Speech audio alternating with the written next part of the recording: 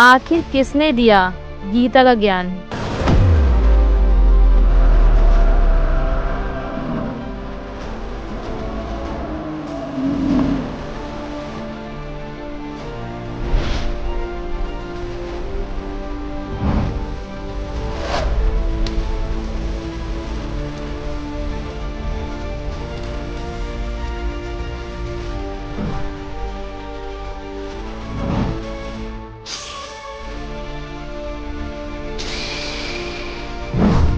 कौन है गीता के अनुसार तत्वदर्शी संत? समय में वह तत्वदर्शी संत धरती के ऊपर कबीर साहिब जी के अवतार संत रामपाल जी महाराज आए हुए हैं। क्या है उल्टे वृक्ष का रहस्य?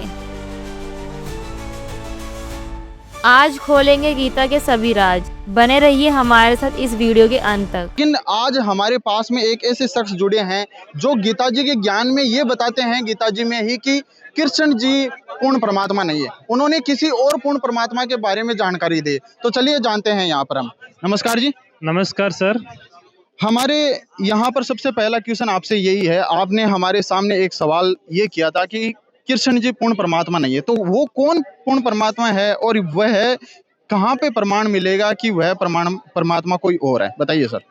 सर ऐसा है, गीता ज्ञान देने वाले भगवान ने गीता जी के अंदर ये बोला है कि कोई पूर्ण परमात्मा और है।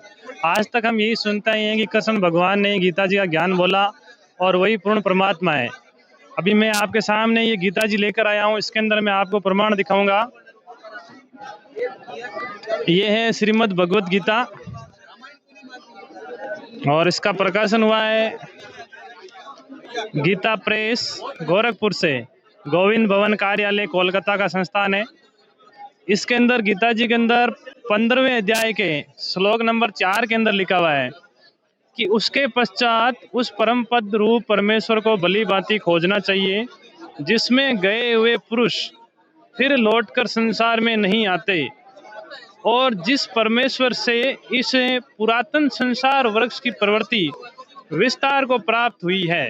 यानी गीता जी के अध्याय 15 के श्लोक नंबर 1 से 4 के अंदर कहा है कि अर्जुन, ये संसार उल्टा हुआ लटका हुआ वृक्ष है, जिसका ये देख लीजिए गीता जी के अंदर यहाँ प्रमाण छोड़ा हुआ है। गीता अध्याय 15 श्लोक नंबर 1 से 4 का आशय ये संसार जो उल्टा लटका हुआ वृक्ष है, पुरातन वृक्ष है, संसार रूपी वृक्ष, इसकी प्रवृत्ति विस्तार को कैसे प्राप्त हुई? उस पूर्ण परमात्मा से प्राप्त हुई, जिसकी शरण में जाने के लिए गीता ज्ञान देने वाला भगवान कह रहा है। आप ये देखिए इधर, उसी आदि पुरुष नारायण की मैं शरण हूँ। गीता ज्ञान देने वाला भगवान कह रहा है कि उस परमात्मा की मैं शरण में हूँ, जिससे पुरातन संसार वृक्ष की प्रवृत्ति विस्तार को प्राप्त हुई है। इस प्रकार दृढ़ निश्चय करके उस परमेश्वर का मनन और निध्यासन करना चाहिए कि इस प्रकार से उस पूर्ण परमात्मा की शरण ग्रहण करके उसकी भक्ति करनी चाहिए। सर हमारा आपसे यही क्वेश्चन यहाँ से निकलता है कि चलो मान लेते हैं कि भाई कृष्ण जी ने अर्जुन को ये ज्ञान दिया कि भाई आप किसी दूसरे परमात्मा की शरण में जाओ, मैं भी उसकी शरण में हूँ। तो फिर अगर वो परमात्मा की शरण में जाने के लिए बोल रहा है, तो क्या अर्जुन उस परमात्मा की शरण में गए थे? क्या कृष्ण जी उस परमात्मा की शरण के बारे में और कुछ जानकारी देते हैं यहाँ पे इस पुस्तक के अंदर? अर्जुन को जब से भगवान गीता ज्ञान देने वाले भगवान ने ये कहा था कि पूर्ण परमात्मा कोई और है, यदि आप परम शांति चाहते हो तो आप उस पूर्ण परमात्मा की शरण ग्रहण करो, और यदि आप मेरी शरण में रहोगे अर्जुन, तो आपका और मेरा जन्म मृत्यु होता रहेगा। जैसा कि गीता ज्ञान दाता ने गीता अध्याय 4 के 5 श्लोक नंबर 5 में इसका प्रमाण बताया कि अर्जुन, तेरे और मेरे बहुत सारे जन्म हो चुके हैं, पहले भी हुए हैं और आगे भी होते रहेंगे। दिखाइए कि ये प्रमाण भी इस पुस्तक में क्या है लिखा हुआ। देखिए सर, ये है गीता जी का अध्याय 4, इसका श्लोक नंबर है ये 5। गीता ज्ञान देने वाले भगवान कह रहे हैं, हे परंतप अर्जुन, मेरे और तेरे बहुत से जन्म हो चुके हैं, उन सब को तू नहीं जानता, किंतु मैं जानता हूँ। गीता ज्ञान देने वाला भगवान कह रहा है, अर्जुन, तेरे और मेरे बहुत सारे जन्म हो चुके हैं, इनको तू नहीं जानता, मैं जानता हूँ। जैसा कि अर्जुन तो जीव श्रेणी में है और श्री कृष्ण भगवान 3 लोक के भगवान विष्णु जी के अंश हैं। इनके अंदर गीता ज्ञान देने वाले भगवान काल ब्रह्म प्रवेश होके बोल रहे हैं। काल ब्रह्म कैसे हुए? वो तो कृष्ण जी हैं। सर ऐसा है, लोक वेद के अंदर ये ऐसा सुना जाता है कि गीता का ज्ञान भगवान श्री कृष्ण जी ने बोला, लेकिन अभी हम आपको गीता जी में इसका भी प्रमाण दिखाएंगे कि गीता क्या ज्ञान है वो भगवान कृष्ण जी के अंदर काल ब्रह्म ने बोला है, जो यहाँ के 21 ब्रह्मांड का मालिक है। उन्होंने कहा है कि अर्जुन तेरे और मेरे बहुत सारे जन्म हो चुके हैं, इनको तू नहीं जानता, मैं जानता हूँ। इसका मतलब गीता ज्ञान देने वाला भगवान भी पूर्ण परमात्मा नहीं है, इनका भी जन्म और मृत्यु होते हैं, अर्थात वो नाशवान है। और काल ब्रह्म ने गीता का ज्ञान बोला, इसका प्रमाण भी हम आपको अभी यहाँ पर दिखाते हैं। ये श्रीमद् भगवत गीता अध्याय नंबर 11 और इसका श्लोक नंबर है ये 32। इसमें गीता ज्ञान देने वाला भगवान कह रहा है कि लोकों का नाश करने वाला बड़ा हुआ महाकाल हूँ, इस समय इन लोकों को नष्ट करने के लिए प्रवृत्त हुआ हूँ। इसलिए जो प्रतिपक्षियों की सेना में स्थित योद्धा लोग हैं वे सब भी तेरे बिना भी नहीं रहेंगे, अर्थात तेरे युद्ध न करने से भी इन सब का नाश हो जाएगा। ये गीता ज्ञान देने वाला भगवान काल है, जो स्वयं कह रहा है कि अर्जुन इन सभी लोगों को मैं नष्ट करने के लिए प्रवृत्त हुआ हूँ, यानी अब आकर प्रकट हुआ हूँ। इसका प्रमाण गीता अध्याय 11 के श्लोक नंबर 32 में बताया गया है। तो आपने बताया कि गीता जी में अध्याय 11 के 32 में आपने बताया कि ये महाकाल है, यानी कि ये काल है, और ये बता रहा है कि अर्जुन अगर तू नहीं मारेगा तो भी ये सब मर जाएंगे। ठीक है, मान लेते हैं। और आपने एक चीज और बताई थी कि ये पहले बोल रहा था कि मैं भी किसी और की शरण में हूँ, तो वो और कौन से परमात्मा की शरण में है, इसके बारे में बताइए। सर ऐसा है, गीता ज्ञान देने वाला भगवान स्वयं कह रहा है कि मैं भी उसी आदि पुरुष नारायण की शरण में हूँ और मैं उसके इष्ट रूप में पूजा करता हूँ। इसका भी गीता जी अध्याय 18 के श्लोक नंबर 64 में प्रमाण है कि मैं उस पूर्ण ब्रह्म परमात्मा को इष्ट रूप में मानता हूँ, इष्ट रूप में उसकी पूजा करता हूँ। उसका प्रमाण भी हम आपको यही श्रीमद् भगवत गीता है, इसके अंदर अभी हम दिखाएंगे आपको। देखिए सर, ये है श्रीमद् भगवत गीता अध्याय 18 श्लोक नंबर इसका है 64। इसके अंदर गीता ज्ञान देने वाला भगवान स्वयं कह रहा है कि संपूर्ण गोपनीयों से अति गोपनीय, यानी बहुत ही रहस्य युक्त ज्ञान मैं आपको बता रहा हूँ अर्जुन। मेरे परम रहस्य युक्त वचन को तू फिर भी सुन। मेरा अतिशय मैं दृढ़म इष्ट असी, यानी वह मेरा अतिशय प्रिय है, अर्थात वह मेरा दृढ़, कहने का मतलब वह मेरा इष्ट है, मैं उसकी इष्ट रूप में पूजा करता हूँ। इससे ये परम हितकारक वचन मैं तुझसे कहूँगा कि ये तेरे लिए कल्याणकारी वचन है, अर्थात तेरा मोक्ष होने वाली भक्ति का रहस्य मैं तेरे को बता रहा हूँ कि जिस पूर्ण परमात्मा आदि पुरुष नारायण की मैं शरण में हूँ, जिसकी शरण में मैं तेरे को जानने के लिए कह रहा हूँ, वह गीता ज्ञान देने वाला भगवान कह रहा है कि वह मेरा दृढ़म इष्ट असी, वह मेरा इष्ट है, मैं उसके इष्ट रूप में साधना पूजा करता हूँ। सर आपने बताया कि उसकी यह पूजा करते हैं, लेकिन अर्जुन को क्या ये परमेश्वर जो पूर्ण परमात्मा थे, ये क्या मिले थे अर्जुन को? ऐसा है सर, अर्जुन उस समय महाभारत के युद्ध में थे जब ये गीता जी का ज्ञान दिया गया, और उस टाइम गीता ज्ञान देने वाले भगवान ने कहा था कि अर्जुन यदि तू मेरी शरण में रहेगा तो मेरे ये गीता अध्याय 8 के श्लोक 13 में बताया है कि मेरा एक मंत्र ओम है, इसका जाप कर। परंतु जैसा गीता ज्ञान देने वाले भगवान ने गीता अध्याय 4 के श्लोक 5 में कहा कि अर्जुन तेरे और मेरे बहुत सारे जन्म हो चुके हैं, तू इनको नहीं जानता, मैं जानता हूँ, और यदि मेरी शरण में रहेगा तो जन्म मृत्यु तेरा भी और मेरा भी है, और तेरे को युद्ध भी करना पड़ेगा। इसलिए कहा था कि तू परम शांति के लिए उस परमात्मा की शरण ग्रहण कर। परंतु उस टाइम महाभारत का युद्ध होना था, इसलिए अर्जुन को तत्वदर्शी संत तलाश करने का मौका नहीं मिला, और न ही अर्जुन तत्वदर्शी संत की तलाश करने के लिए गए तो उनको पूर्ण परमात्मा वाली भक्ति नहीं मिली थी, उन्होंने वही भक्ति की थी। और जैसा कि जानकारी है कि उसके बाद महाभारत का युद्ध हुआ, करोड़ों सैनिक मर गए, और फिर पांडवों को वो राज मिला था, लेकिन बाद में वो पांडव हिमालय में जाकर गल के मरे थे लास्ट में, उसका महाभारत के अंदर प्रमाण आता है। सर आपसे हमारा यही क्वेश्चन है कि तत्वदर्शी संत के बारे में आपने बोला, तो फिर वो तत्वदर्शी संत कौन है? अगर आज के समय में भी अगर हम ढूंढे तो वो तत्वदर्शी संत कहाँ मिलेगा? इसका प्रमाण भी क्या इस पुस्तक में मिलेगा हमें? सर ऐसा है, जब गीता ज्ञान देने वाले भगवान ने कहा है अर्जुन को कि अर्जुन यदि तुम्हारे को परम शांति चाहिए तो आप तत्वदर्शी संत की तलाश करो, तत्वदर्शी संत की खोज करो।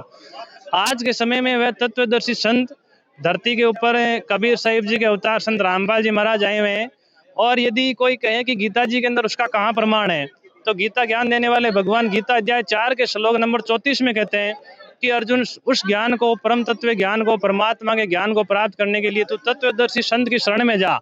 उसका प्रमाण भी हम आपको यहाँ गीता जी के अंदर दिखाते हैं कि गीता ज्ञान देने वाला भगवान कह रहा है कि यदि आपको परमात्मा की भक्ति करनी है, परम कल्याण को, परम शांति को प्राप्त करना है, तो आप तत्वदर्शी संत की शरण में जाइए। देखिए सर, ये है श्रीमद् भगवत गीता। सर देखिए, ये है श्रीमद् भगवत गीता, और इसका अध्याय 4 है, उसके श्लोक 34 में लिखा हुआ है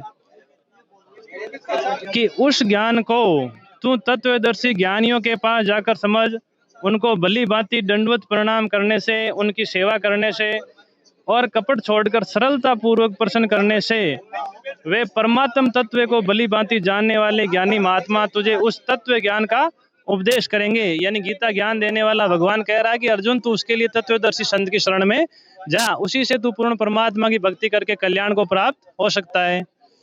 सर आपने गीता जी में प्रमाण दे दिया कि वह तत्वदर्शी संत कौन है, किसकी मतलब इसकी पहचान क्या है, और आपने बताया कि वह संत आज के समय में संत रामपाल जी महाराज जी हैं। हम हमारे दर्शक यह सुनना चाहते हैं कि तत्वदर्शी संत की और क्या पहचान है। अगर मान लो एक इससे ही बताएं तो आपकी बात हम नहीं मान सकते, क्योंकि केवल आपने इसमें प्रमाण दिया लेकिन और पहचान नहीं बताई। तो आप और पहचान भी बताइए कि तत्वदर्शी संत की पहचान और क्या हो सकती है। सर इसके लिए जैसे ही आपने ये बहुत अच्छा प्रश्न किया है, गीता ज्ञान देने वाले भगवान ने अर्जुन को जब कहा कि अर्जुन आप तत्वदर्शी संत की शरण में जाओ, तो अर्जुन के मस्तिष्क में भी यही शंका ही थी कि भगवान संसार के अंदर तो गुरुओं की बाढ़ आई हुई है, तो मेरे को कैसे पता लगे कि तत्वदर्शी संत कौन है और तत्वदर्शी कौन सा नहीं है।